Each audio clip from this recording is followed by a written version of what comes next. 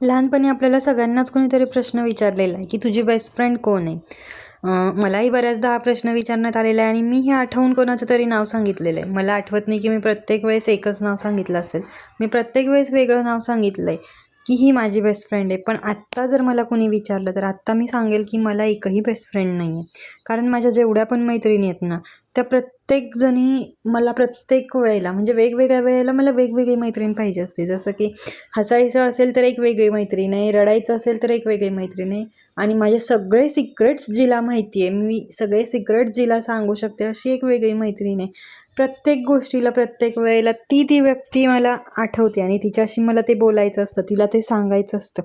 कुणा एकीलाच best friend म्हणून बाकीच्यांवर अन्याय नाही ना करता येणार.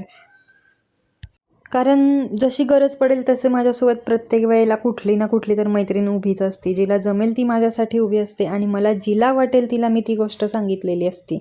म्हणून माझ्यासाठी सगळ्याच तेवढ्याच महत्त्वाच्या आहे आणि तेवढ्याच गरजेच्या आहेत. त्यामुळे मी कुणा एकीला बेस्ट फ्रेंड कधीच म्हणणार नाही. त्या सगळ्याच मला खरंच तेवढ्याच हव्या आहेत.